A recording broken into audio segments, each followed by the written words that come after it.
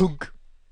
You run to the door because you know that that sounds means a delivery truck. And they're bringing the Cisco switches that you ordered. And sure enough, there's the delivery guy unloading them from the truck, bringing them in on the little push cart. And he got them in your organization. You pull them out of the box and you look at them. They smell great. They look good. Now what? Well, that's going to be where we pick up here. Two things I want to discuss. One is understanding the physical connections. Then we'll get into the base iOS configurations to optimize how these switches operate. So the first thing that you want to do with that switch is get it physically connected. Okay, now this is a piece that is actually not much of the CCNA certification at all. And I still am not completely sure as to why. I have some ideas, but for the most part, Cisco assumes somebody else does all the physical connections, which sometimes is true. Sometimes you have a cabling company that comes in and does all this. But if you're new into the network world and you haven't at least seen how all the stuff physically connects together, this is a hugely valuable piece to understand. A lot of you may have started here. This is where you first got your feet wet in the network world, is doing cabling. So the computers in your organizations and servers and printers and fill in the device here that connects to the network, everything all eventually terminates to an Ethernet wire. Even if you have a wireless device, here's your iPad where you're scribbling on the screen. It's going Wi-Fi. Well, that Wi-Fi eventually terminates to a wireless access point, which is physically plugged into the network. So it's essentially converting your wireless communication down to some form of wire. Now, if you look in an organization, you'll see, physically and walk around, you will see Cat 5, Cat 6 cabling wall jacks that are everywhere. Now, inside of here, if you were to I don't want to get down to this level, but you can actually take those jacks out and physically look at them. Actually, let me just bring up a picture from Monoprice. This is what a wall jack looks like. You have the plate right here where this little widget, the little connector, just snaps right into it. This is what it looks like. So really, this is kind of a small little punch down block. And what that means is if you look at the back of this, right here are all the little punch down connections. So you take a cable, which an Ethernet cable, if you strip back the shielding, is 8 individual wires with a specific color code. And you line them up. You put wire 1. Oh, I can't draw. You put wire 1 right there, wire 2 right there, wire 3, and you actually use something called a punch down tool. Actually, let me just make sure I get all the pieces in place. So let's see. We've got there we go. So punch down tool, which this little guy has a blade on. Man, I need my arrows. This little guy has a blade on it to where he will actually take that little wire and punch it down. Thus the name. Kind of push it down into this slot.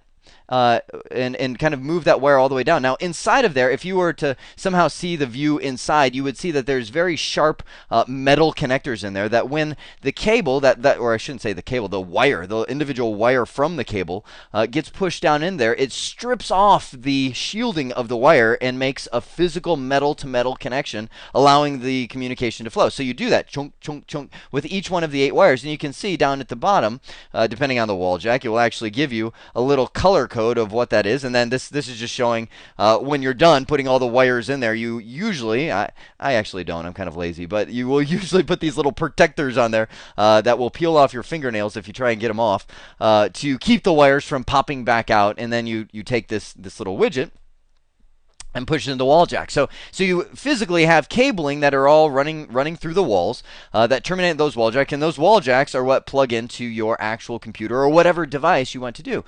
Now, if you were to follow it up the wall, it would go up the drywall, through the ceiling or whatever kind of environment you have, however you're running that wire, and eventually come down and terminate into your IT room. Now, not shown here, and I got to give these guys props.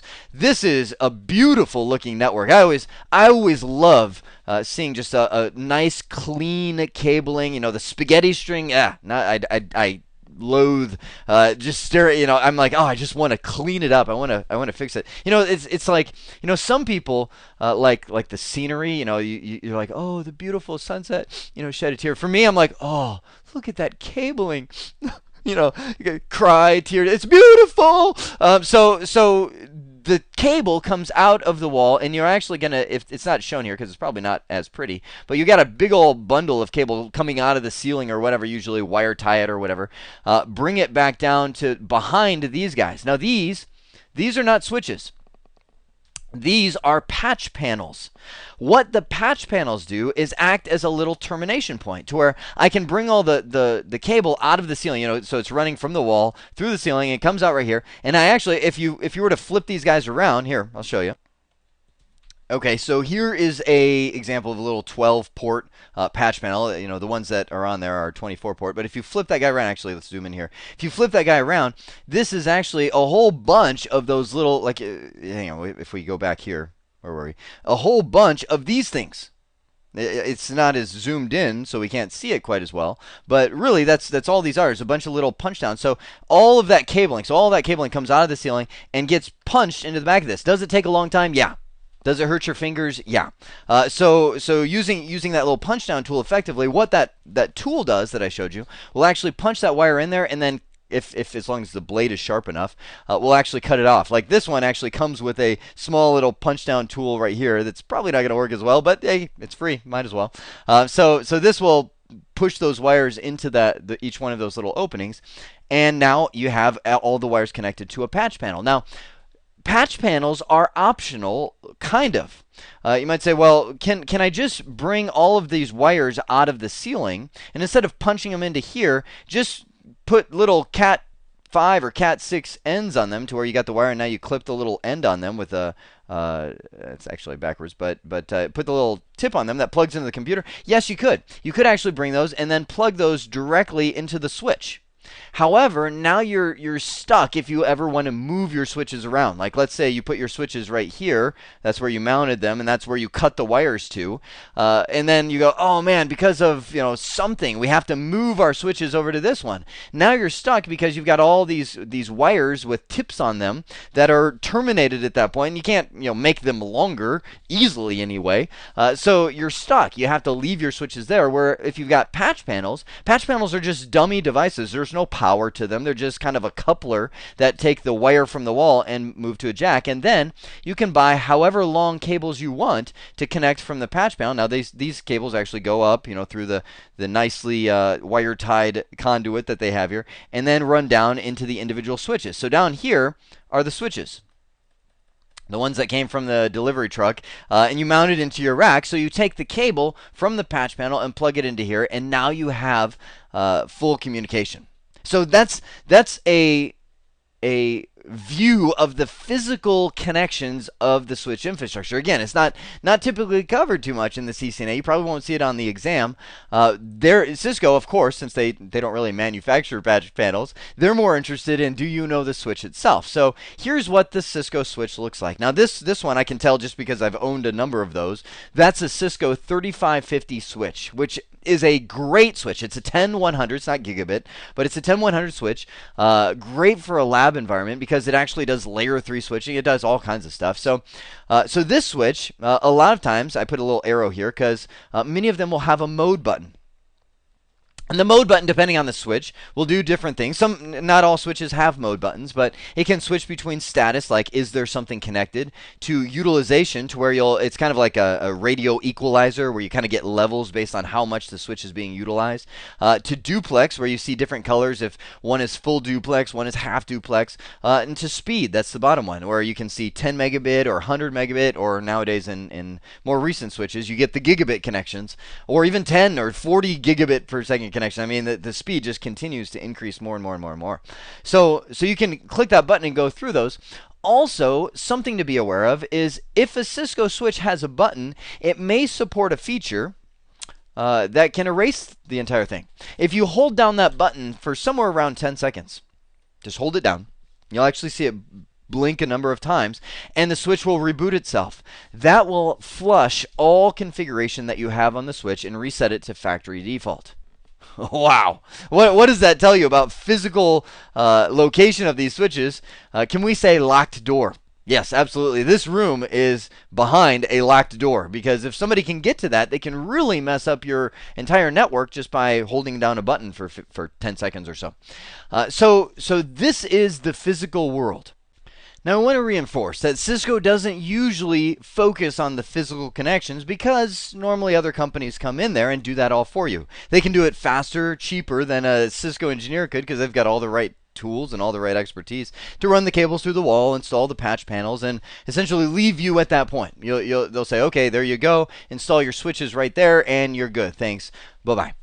So we pick up in the Cisco world from an initial switch configuration. Now, I've got behind the scenes my Cisco switch loading up, so it's actually booting right now, going through all its power on self-tests. So we'll let it do that. In the meanwhile, I want to first off re-emphasize, I said this in a previous nugget, switches will work out of the box. So you pull those switches out of the box, you connect cables to them, and they will do what a switch does, which is learn MAC addresses and allow devices to communicate. However, if you're going to leave it at that, you might as well go buy any switch. I mean, there's no real advantage other than getting the support and good, really solid hardware from Cisco.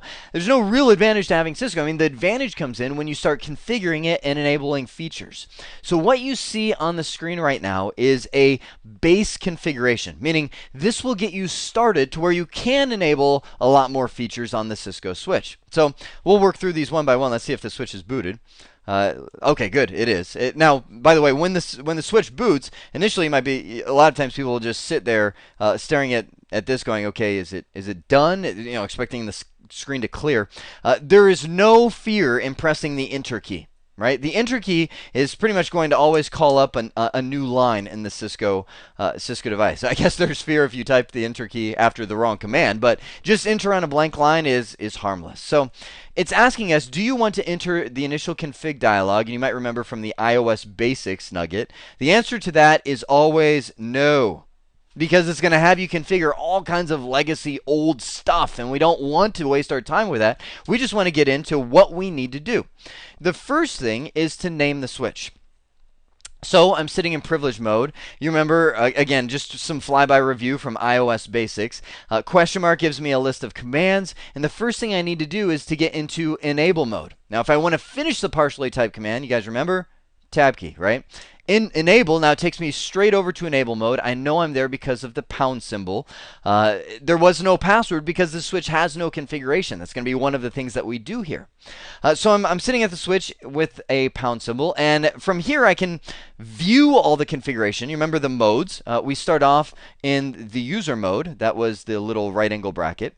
We type in enable, and that will take us to privilege mode, where we have the pound symbol. Now, from there, we can view all the configurations of the Cisco device, but we still can't configure anything unless we move into global configuration mode. So I'll put GC, global config. And we do that by typing in configure terminal, or the shortcut is conft. So I'll type in conf, drop my pen, conf T, using the tab key to finish that, and hit the enter key. I'm now in global configuration mode. Okay, great starting point, because anything that I type here globally affects the whole switch. And that does mean things like the name of the device, which is the first thing that I have. Hostname. Hostname is the command that will name the device. So I'm sitting here, I can just type in hostname, and I'll hit the question mark. It says, what is this system's name? And you might remember I said anytime you see something in all capitals where it says word, it's saying there's no syntax for this other than just type a word. We don't know what you want to name your device, so fill it in right here. So we can type in the host name. Now, different companies will do different things. You'll see some companies that are like hostname Neo, and they start picking a theme for their devices, and the next switch will be Trinity and Morpheus and all that. And that's fine for a smaller company. But before long, it becomes pigeonholed because there's only one guy, meaning you, the network admin, who knows what's going on. A consultant coming in, they're like, I'm on Morpheus right now. What does that mean? And they need the other guy to come in and go, oh, well, Morpheus is actually that switch over there. So as you move into larger companies, you'll find they start coming up with schemes. It starts off simple, to where some of them will say, third floor, switch 1. Something like that. You can't use spaces in the name, but, so that way, as the company grows, they're like, okay, so that's the switch 1 on the 3rd floor. That makes sense. And as you start getting into the enormous companies, start talking about companies the size of Intel, Motorola, American Express, all these giant enterprise companies, they'll have names. You'll see host names like, XJ500 L or X dash LL1 dash BB9, or I'm just making it up, but there's literally A, and so there's going to be a white paper that they've produced where literally every character of that host name means something. Like the first letter might represent what region of the world it's in. X stands for an exciting place, whatever. So they'll actually have different definitions. So the technicians are trained when they see these names, they're able to quickly identify exactly where the switch fits into the scheme. So just for this series, let's just call this the CBT switch. All right, this will be our first switch. So that's the host name of the switch. You can see it's just the prompt. It's just an identifier of what it is. Now, before we go anywhere, I want to also show you how to negate commands. Because a lot of times, you saw me, I type in hostname Neo, and then I type in this, and it overwrites that. And then I type in this, and it overwrites that. It kind of replaces my old hostname. Well, not all commands are that way. Sometimes when you type a command, it'll stay there until you remove that command. So there's always the ability to negate a command. Cisco makes it really easy. You just type in no and whatever command you want to negate. And negate meaning remove. So for instance, if I were to type in no hostname, I don't even have to type in CBT switch. I just hit enter, and notice the switch goes back to its normal configuration of switch, because I've said, nope, there's no more hostname anymore. Hit the up arrow a few times on the keyboard, recall that hostname CBT switch, and I put that back in. So the no command can be used for a lot of stuff. A lot of stuff on the Cisco device. You'll see it all over the place. So now let's start getting into the password. I should be checking these, right? Let's get into the passwords. There are 3 different passwords that I want to show you on the device. The first one is the console password. Now, when we get into the Cisco device, when we physically come up, and that's how I'm connected right now. I've gone in. If I were to go into, let's see, setup, do the what would it be? General? Is that where it's? Yeah. So there we go. I've got my general setup. I'm using COM4, which is my serial port right now, attached to a USB to serial adapter to connect to the console port of the device. So I'm configuring it through the console port. And you saw when I got in here, I booted the switch, and poof, there I am. Now, let me exit out. I'll exit out. I said, okay, you're logged out. I hit enter, and I'm in. I'm into at least user mode, and then I can get into privilege mode, the global config mode. It's very, very easy for me to navigate because there is no passwords. So to set a console password, what I need to do is go into the console configuration mode. Is where we're going to start seeing the different modes. So we've gone in from user to privilege, right? So here we have limited show commands, all show commands. We've gone from privilege to global config, where we can now configure global options. But now we can start going to some of the individual configuration modes. The first one I want to show you is called line console. Okay, line con or line console. Essentially, Cisco has created a console mode of configuration. Let me show you. I can go in here and type in line. Let me just do space question mark. And it says, okay, do you want to configure VTY lines, which we're going to talk about in just a second, or do you want to configure the console line? So I'm going to say console line, and I hit the question mark. And it says, well, which console port are you talking about? Now, Cisco's just being kind of trivial here, because they know, as well as we know, all Cisco devices only have one console port. You're never going to find one that has multiple console ports for redundancy or anything like that. But nonetheless, they make you type it. They say, okay, well, the first line number is 0. And by the way, numbering in Cisco often starts from 0. So the very first line, instead of being 1, will be the number 0. So the very first, or essentially the only console port is line console 0. So now notice what happened here. My mode changed. I've gone from config to config-line. Every command that I type right now while I'm in this mode, every single one of these commands deals specifically with the console port. If I were to exit out of this mode, those commands would disappear. They're no longer valid. So inside of here is where I want to use the command password and I type in whatever I want my password to be. So in this case, I'm going to make, not a good practice, but for a lab, hey, why not? I'm going to make all the passwords Cisco. So all lowercase, password Cisco. Now you notice when I hit question mark, initially it's going, wow, looks kind of confusing. It says I can put a 0 here to specify an unencrypted password will follow, or I can type a 7 here to specify that a hidden password will follow, or I can type in line. Notice all capitals where it says the unencrypted clear text line password. Now, what does all that mean? Well, I typed in password Cisco, but notice I could have typed in password space and typed the number 0 space and then typed in the unencrypted clear text line password. So, huh? What? Huh? What? What's going on here? So can I type in password 0 Cisco and hit enter? Yes, I can. Now, wait a sec. Can I type in password Cisco and hit enter? Yes, you can. There's actually two ways of doing the same thing here. You might be going, well, what's the difference? Well, this just explicitly tells the device this will be an unencrypted password. I'm going to paste it in. A lot of times if somebody copies and pastes a config from a different Cisco device and says, here, just kind of copy these commands and paste them into your device, it'll do it for you. A lot of times they'll specify 0 here because they know it's unencrypted. Whereas they can also copy and paste a configuration where they have an encrypted flavor of the password.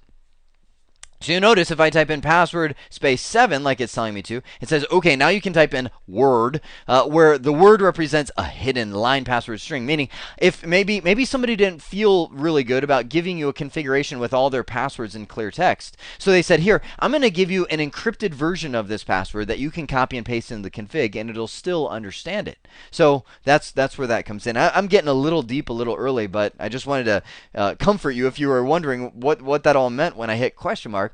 But Cisco realizes, you know what? People don't really want to type a number. Let's just give them a shortcut. You know what? If you just want to type in password and what your password is, you can do that.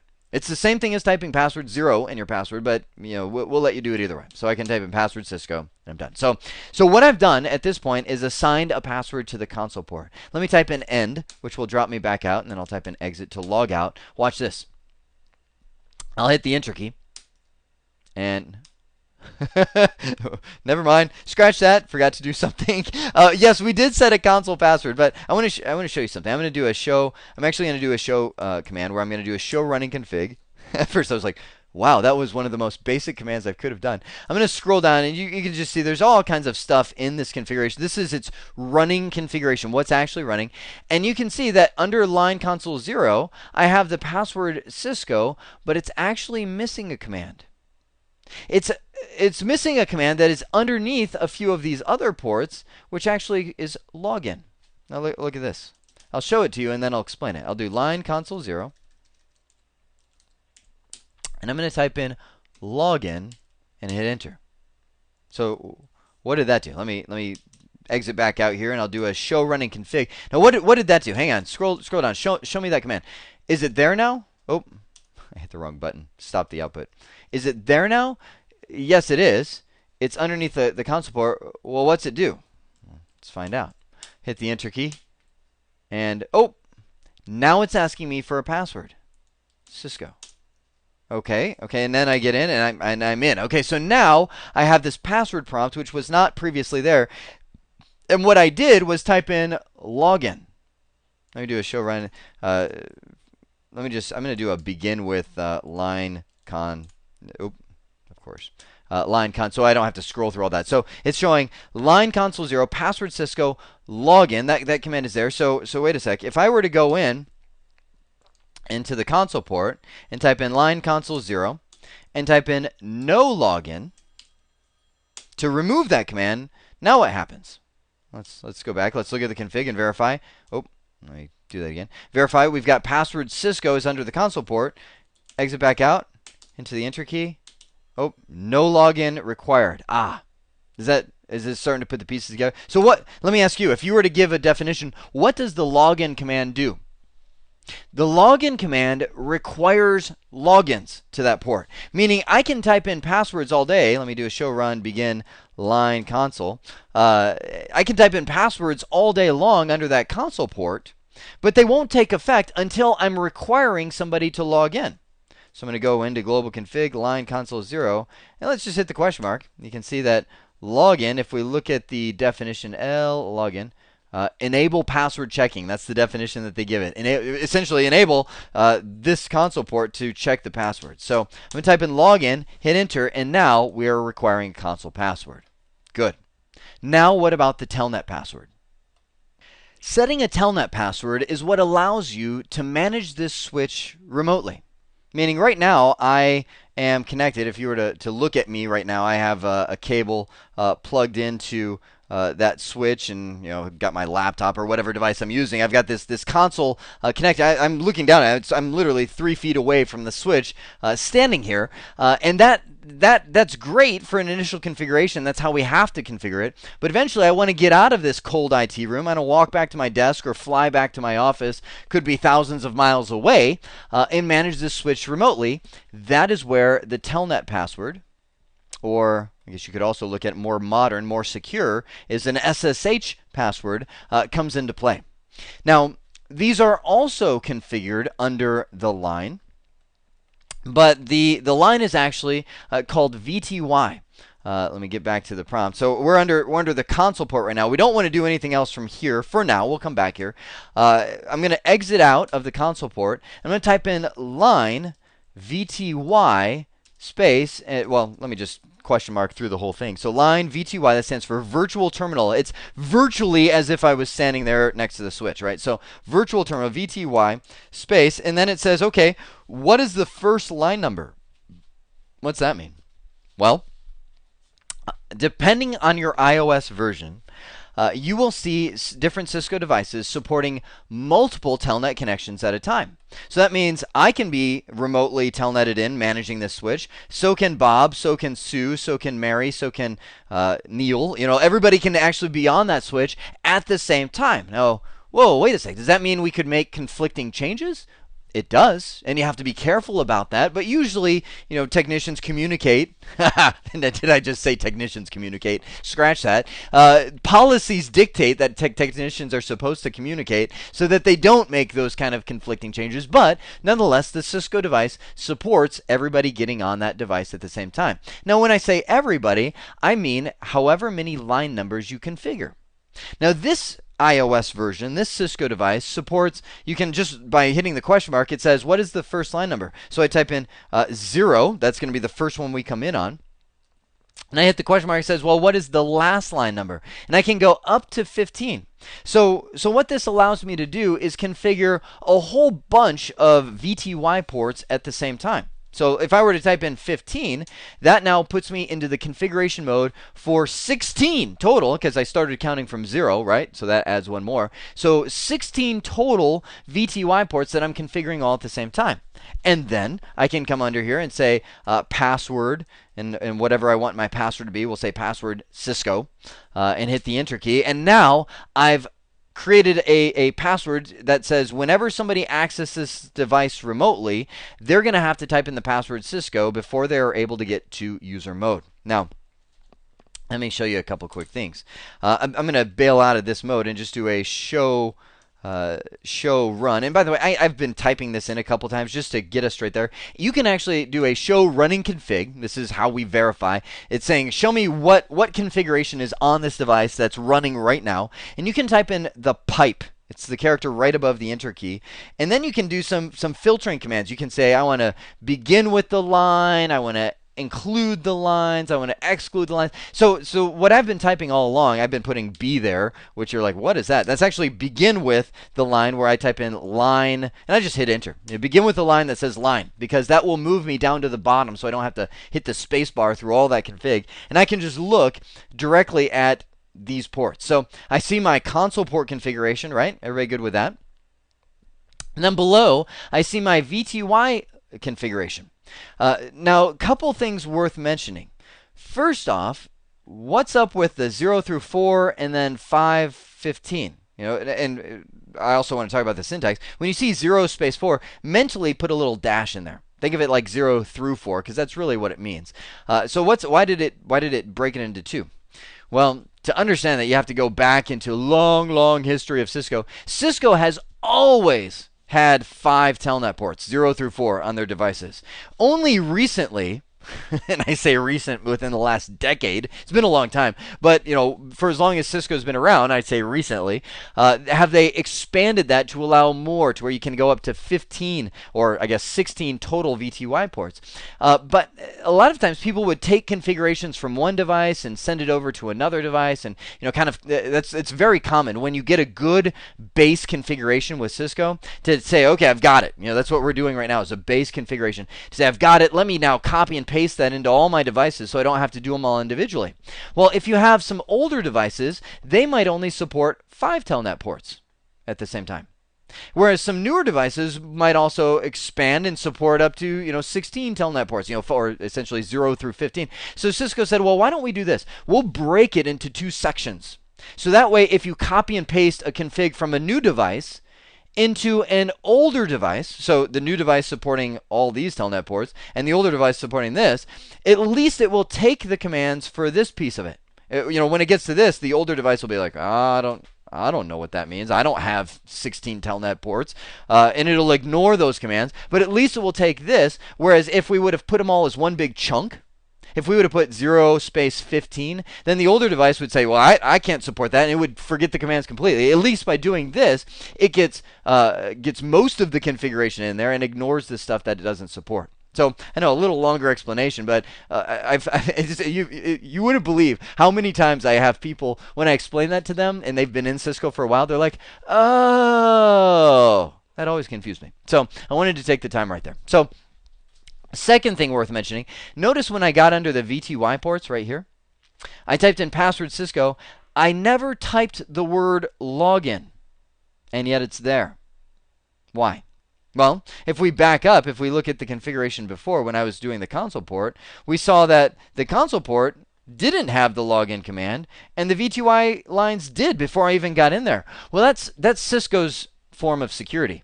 They don't want you to be setting up your switch and then you give it an IP address and all of a sudden someone behind the scene is like, dives in there and telnets in before you have the chance to set a password. No. So what they do is they say require logins to this port. But notice, there's no password set underneath the port.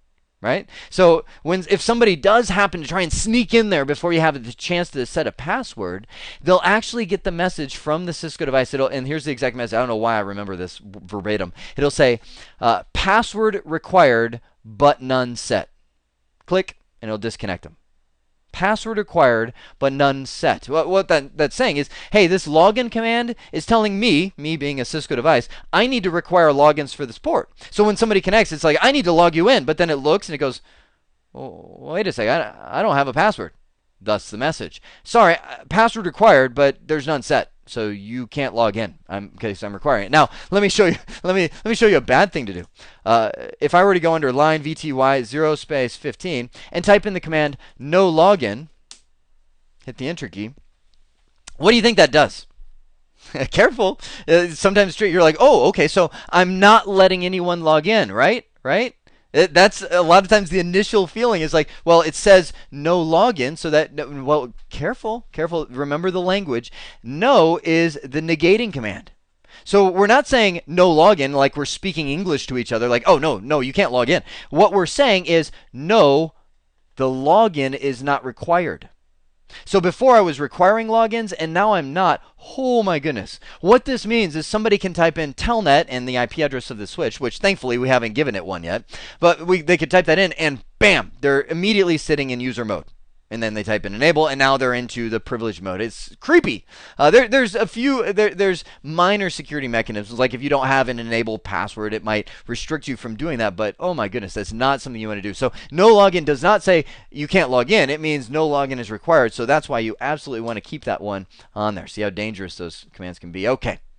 So you feeling good so far? I'm looking at the amount of time. I'm like, good grief, I'm spending a lot of time on this. I had thought I'd be able to just blaze through this, but then as I started talking, I'm like, you know what, this is really our first real config of a Cisco device. I want to spend the time with you. I want to spend some time just to talk and brainstorm and just think through a lot of the questions that I know I've been asked when I've explained this previously. So I'm probably, here's what I'm gonna kind of divide this in half. This will be part 1. This will be part 2. We'll do all that in another nugget. But let's the last one I want to do is to set a password. I want to set the enable password. So far, we've now set it up to where when I plug in with the console port, it's asked me for a password. That's good to get into user mode. I've set, if I telnet or SSH, which we'll talk about SSH later, if I get into the switch that way, it's going to ask me for a password, which is good. So I'm kind of protecting it. But now there's this transition from virtually no access or very limited access into full access, which is not protected at all. And that's where the enable password comes into play. Now, the way that we do this is very similar to the way that we've done everything. I'm going to exit back out. Now, there's no line for this. I don't have to go into a line config because the enable password is something that applies to the whole switch. It doesn't matter how you get on that switch, whether you console in, telnet in, SSH in, doesn't matter how you get there. It has one global enable password to protect that transition. So it's something that we do from global config. And the way that we do that is typing in enable. There's actually two ways. You can type in enable password or enable secret. Okay. So these two commands do exactly the same thing. They protect the privilege mode with a password. So let me show you the first one first. Let's do enable password, and similar to the console port, it says what mode or anything, and I would just say, hey, at this point type in the line. So I type in the enable password is Cisco. Right? So now when I exit out, what happens? I hit the enter key. It's prompting me for a console password, which I type that in, Cisco. I'm now in user mode. I'm like, okay, great. I've got limited access here. So I type in enable, hit the enter key, and now look at that. Now we're prompted for a second password, which normally, best practice, you should make that a different password than what your telnet password is. Not everybody does, but it is much better security if you do. And I'm into privilege mode. So, okay, that's great. Okay, you're probably thinking, well, what could be different about the enable secret? Well, let me show you. I'm going to go back and verify my commands that I've typed into this switch. And I'm like, okay, well, I'll just do a show run and, whoa, hey, stop looking over my shoulder. Hey, no, don't look at that. It's clear text. Enable password means if somebody's looking over your shoulder when you're doing a show run, or you happen to send your running config to somebody, right there is essentially the key to your Cisco device. The password is Cisco. That's scary. So let's go back in here and type in enable, hit the question mark, secret. And I'm going to use a different password, and I'll explain why in a second. So let's just do enable secret CBT nuggets. Enter. So I'm going to exit back out. Let's do a show running config. That's got to make you feel better. Enable secret is it's just like garbly mush. And then underneath right there is enable password Cisco. Okay, that can't be good, right? Okay, so what happens? I type in exit, and I'm here. I type in Cisco, and I'm in, because that's the console password, right? So now when I type in enable, and now I'm going to say, okay, I'm going to try the password of Cisco. Okay, wait. Maybe I mistyped it. Cisco. No, Cisco. No. Enable is no longer allowing me to use the password of Cisco anymore. I actually have to use the password of CBT Nuggets. And that will get me right in. See, using the enable secret, the Cisco device realizes, whoa, that's way better. That's way more secure than the enable password. I'm going to prefer that. And as a matter of fact, I'm going to disable the enable password because you have a more secure password typed in. That's enable secret. And that's completely hashed. It's totally... think of it as encrypted. Like people can't get to that password just by looking over your shoulder. So I know if you're like me, the questions are rattling in your mind. Okay, no, why does that enable password exist? Why is it there? And then why does it even let you type two of them in? It seems like it would just remove the other one or something, right? That's like our brainstorming thought process. Well, let's go back to the old devices. Old devices, again, old being, more than a decade old since they've come out with Enable Secret, but long ago, devices had the It had only the enable password. There was no enable secret command on some of the original Cisco devices. So Cisco said, let's keep it around. Let's keep this in here. Again, that way if somebody copy and pastes their configuration from a new device and they put it in the old device, well, the old device, when it sees this command, if you're copying and pasting, it's going to be like, I don't know what that command is. I don't support that command. But it will support this. And so you'll see this theme. You get that feel, right? So there are legacy commands that still work on newer devices, but really Cisco has long since developed better ways. The only reason they keep those commands around is if you were to apply that configuration to an older device. Or, for example, maybe I downgrade this iOS version. Right now I'm running whatever version 12.2 on this Cisco switch. What if I downgraded this iOS version to a really old version? Well, when it boots up, it's going to start seeing all these commands that it's like, I don't get that. I don't understand this because my iOS version doesn't support that command. So these commands will automatically disappear from the config because the switch doesn't support it. And all the old commands, the legacy commands, will stay. So that will at least give you some level of protection by doing that. With all that being said, let me just say this. Cisco nowadays recommends don't even worry about the enable password. Enable secret has been out for a long time, and that's the way that you should probably go. Matter of fact, how would we get rid of that enable password? There's your pop quiz. No enable password. It's gone, right? Show running config, that negating command removes everything, and now all I see that's left is the enable secret. Wow, what a good start. So we can check this off. Think of this as like core security, if you will, on the left-hand side to get our device configured. And I would say just getting really familiar with kind of the feel of this Cisco switch. So I'm going to put that dividing line right there, line in the sand for now. I'll start off the next nugget right where we've finished this one. I'll kind of do a flyby review of where we're at, and then we'll dive into part 2, which will be setting up the rest of the management of this device. For now, I hope this has been informative for you, and I'd like to thank you for viewing.